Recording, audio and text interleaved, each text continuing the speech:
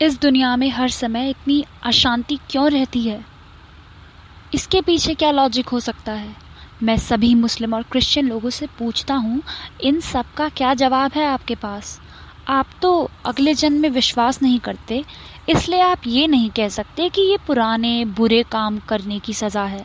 आप तो ये मानते हैं कि भगवान ने ये दुनिया 6 दिन में बनाई थी और हर दिन के ख़त्म होने पर वो कहते थे सब अच्छा है। सारे मुस्लिम और क्रिश्चियन आज अपने भगवान से पूछिए, उन्हें सारी पुरानी बातें बताइए, जैसे जितनी भी लड़ाइयाँ हुई, बाढ़ और सूखा पड़ा है, भूकंप और तूफान आया है, अभी जो हो रहा है उसके बारे में भी बताइए, जैसे टेररिज्म, गरीबी और बच्चों के साथ गलत व्यवहार। क्या तब भी आपके भगवान सब अच्छा है कहेंगे? दुनिया में हर जगह लोग गंदी बस्ती में भूख से मर रहे हैं। लोगों से ज़्यादा काम कराकर उन्हें कम पैसा दिया जा रहा है। अमीर और अमीर होते जा रहे हैं, गरीब और गरीब। उन्होंने गरीबों का जीना मुश्किल कर दिया है। हर रोज़ ज़रूरत से ज़्यादा जो सामान बनता है उसे समुद्र में फेंक दिया जाता है। उसे बनाने वाले लोग गरीब हैं और उन्हें देने के बजाय इतना सामान बर्बाद किया जाता है। लोगों को गुलाम बनाकर उन्हें सताया जा रहा है और हम राजाओं की बड़ी बड़ी मूर्तियां बनाते हैं, उनका सम्मान करते हैं। दिखाओ अपने भगवान को ये सब, क्या वो अब भी कहेंगे सब अच्छा है? भगवान इन सभी दुखों का क्या कारण बताते हैं? चुप क्यों हो गए? कोई जवाब नहीं है ना आपके पास? अब मैं हिंदुओं से पूछता हूँ, आप कहते हैं कि आज अगर कोई दुख झेल रहा है तो इसका कारण उसके पिछले जन्म के बुरे काम हैं। आपका मानना है कि जो आज राजा बनकर पैदा हुआ है वो पिछले जन्म में साधु संत थे, इसलिए ये उनके अच्छे काम का फल है। तो हिंदुओं से मैं ये कहूँगा कि आपके दादा परदादा बहुत होशियार थे।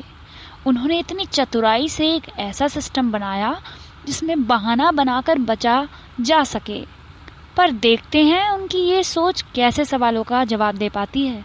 मेरे प्यारे हिंदुओं, ये मैं आपसे कह रहा हूँ, अगले और पिछले जन्म की बातें उन लोगों ने बनाई हैं जिनके पास पावर है, पैसा है। वो सिर्फ अपना पावर, अपनी पोजीशन बचाने के लिए ऐसी बातें करते हैं। वो अपने से नीचे जो लोग हैं उन्हें ये जताना चाहते हैं कि वो सुखी हैं, क्योंकि पिछले जन्म में उन्होंने अच्छे काम किए थे, और वो गरीब हैं क्योंकि उन्होंने सिर्फ पाप किया था। और बेचारे गरीब, वो अपना हक भी मांगने से डरते हैं। उनमें इसे बदलने की हिम्मत ही नहीं है। ये अमीर पावरफुल लोगों और रिलीजियस लीडर्स ने ऐसा सिस्टम बनाया है जिसमें पिछले जन्म और सज़ा जैसी बातें बताई जाती हैं, जिससे लोगों के मन में डर बैठ जाता है। गरीबों ने कोड़ों की मार, जेल, फांसी की सज़ा और कभी ना ख़त्म होने वाली गरीबी को स्वीकार कर लिया है, क्योंकि वो समझते हैं कि उन्होंने हमेशा पाप ही किया, इसलिए वो इसी के लायक हैं। इसलिए ज्ञान देने वाले और अमीर इस दुनिया के 99% चीज़ों और पैसों पर अपना हक जमा कर बैठे हैं। हिंदुओं, मैं आपसे पूछता हूँ, जब आपके भगवान सब देख रहे हैं तो वो लोगों को गलत काम क्यों करने देते हैं? उन्हें रोकते क्यों नहीं? अगर वो चाहे तो उन्हें रोक सकते हैं, क्योंकि जंग में मासूम लोगों की जान चली जाती है। उन्होंने खुद ऐसे राजाओं को क्यों नहीं मारा, या उनके अंदर की बुराई को क्यों नहीं मारा? भगवान ये जंग होने से रोकते क्यों नहीं? भगवान ब्रिटिश सरकार का मन क्यों नहीं बदल देते, ताकि वो खुद ही भारत छोड़कर चले जाएं? अमीर और सेठ के दिल में लालच ख़त्म क्यों नहीं करते, ताकि जनता चैन से एक अच्छी ज़िंदगी जी सके? मेरे प्यारे भारतीयों, मैं आपसे कहता हूँ, ब्रिटिश हम पर इसलिए राज नहीं कर रहे क्योंकि भगवान की मर्ज़ी है, बल्कि ये इसलिए है क्योंकि हम उन्हें रोकने की कोशिश ही नहीं करते।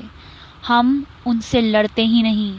हाँ, उनके पास गन, राइफ़ल, बॉम्ब, बुलेट सब है, मगर वो इसलिए सफल हुए क्योंकि हमने लड़ने की कोशिश नहीं की। हम अपनी परवाह ही नहीं करते। हमें बस सहने की आदत पड़ गई है। उन्होंने हमारे देश को लूटा क्योंकि हमने उन्हें ऐसा करने दिया। इन सब में तुम्हारे भगवान कहाँ हैं? क्या कर रहे हैं वो? क्या वो सिर्फ देख रहे हैं और हमारे दर्द का मज़ा ले रहे हैं? अगर ऐसा है तब तो वो बहुत जालिम है, बिल्कुल नीरो की तरह। चलिए, अब बात करते हैं कि ये दुनिया कैसे बनी। अगर मैं नास्तिक हूँ तो मैं कैसे समझाऊँ कि यूनिवर्स कैसे बनी? मैं कैसे समझाऊँ कि आदमी का जन्म कब हुआ, कैसे हुआ? मेरे पास एक सिंपल जवाब है। क्रिएशन नेचर का एक प्रोसेस है। हजारों साल पहले यूनिवर्स में घूमने वाले डस्ट पार्टिकल्स और अलग अलग तरह की गैस जब एक साथ आकर जुड़ गई तो एक बादल जैसा बन गया। इसे नेबुला कहते थे, जिससे फिर हमारा अर्थ बना। ऐसा ही एनिमल्स और आदमी का जन्म हुआ। चार्ल्स डार्विन की बुक ओरिजिन ऑफ स्पीशीज में बताया गया है कि जब कुछ ऑर्गेनिक सब्सटेंस तत्व साथ मिले तो एक सिंपल जीव बना। पानी में बैक्टीरिया से, फिर प्लांट्स, मछलियाँ, फिर एम्फीबियन जो पानी और ज़मीन दोनों में रह सकते हैं, रेप्टाइल्स, बर्ड्स एंड मैमल्स जो अंडे नहीं देते, बच्चों को जन्म देते हैं, वे डेवलप हुए। आदमी का जन्म नेचर में बदलाव और डेवलपमेंट के कारण हुआ।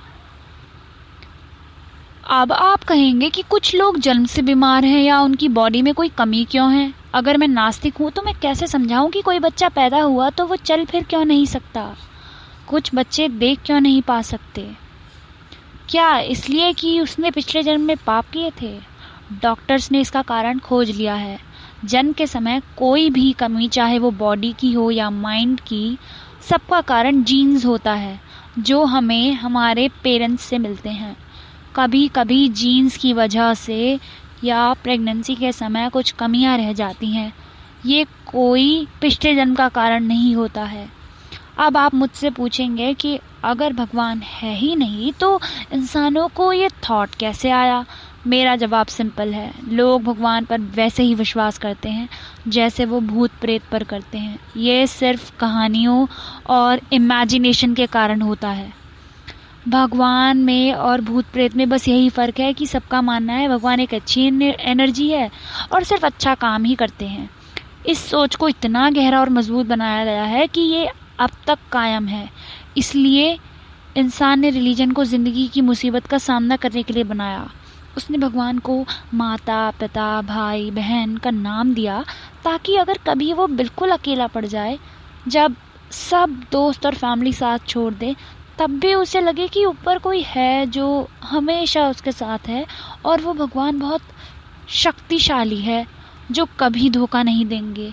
इस सोच से इंसान को शांति मिलती है कि वो कभी अकेला नहीं होगा, भगवान उसका साथ कभी नहीं छोड़ेंगे। पुराने समय के लोगों को इस सोच से मदद मिलती थी। इसलिए हम कह सकते हैं कि इंसान ने भगवान में विश्वास सिर्फ इसलिए किया ताकि वो उनके दुख को ख़त्म करने में उनकी मदद कर सके। अगर कोई इंसान रियलिटी में जीना चाहता है या नास्तिक होता है तो वो सिर्फ खुद पर विश्वास करता है। यही सोच मेरी भी है। इसलिए मैं इस बात पर जोर देकर कहना चाहता हूँ कि घमंड ने मुझे नास्तिक नहीं बनाया। हर बात को टेस्ट करना, उसे समझना और फिर उस पर विश्वास करने की सोच ने मुझे नास्तिक बनाया है। सिर्फ इसलिए कि मौत सामने है मैं प्रार्थना करने लगूं तो ये बहुत और भी ज़्यादा गलत होगा। मेरे हिसाब से प्रार्थना करना इंसान की सबसे सेल्फिश आदत है जो वो खुद को बचाने के लिए करता है। प्रार्थना में वो हमेशा कुछ ना कुछ मांगता ही रहता है। मैंने मेरे जैसे दूसरे नास्तिक लोगों के बारे में पढ़ा है जिन्होंने मुसीबत का बहादुरी से सामना किया। इसलिए मैं अपना सर उठाकर हिम्मत से फांसी की सज़ा को हंसकर गले लगाऊंगा। एक दोस्त ने मुझसे कहा कि देखना, मरने से पहले तुम ज़रूर प्रार्थना करोगे, पर मैंने कहा नहीं, ऐसा कभी नहीं होगा। ऐसा करने से मैं बस डरपोक और झूठा ही कहलाऊंगा। मैं अपनी बात पर अंत तक खड़ा रहूंगा, मैं प्रार्थना नहीं करूंगा। अगर अभी भी मेरे रीडर्स को लगता है कि ये मेरा घमंड है तो यही सही। कॉन्क्लूजन। तो इस बुक में हमने भगत सिंह के बारे में देखा। आपने समझा कि वो नास्तिक क्यों थे। आपने समझा कि ये उनका घमंड नहीं था बल्कि उनकी आज़ाद सोच थी। आपने जाना कि भगत सिंह के हिसाब से इंसान ने भगवान को सिर्फ इसलिए बनाया है ताकि वो मुसीबत से उसे बचा सकें।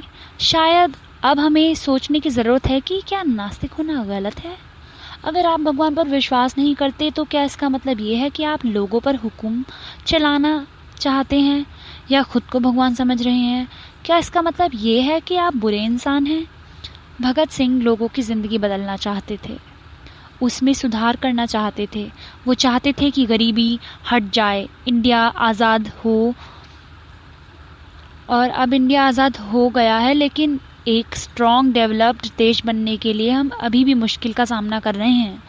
भगत सिंह से कुछ लेना चाहे तो ये सीख लें कि हमें खुद अपने पैरों पर खड़ा होना होगा और मेहनत करके अपने गोल को पाना होगा।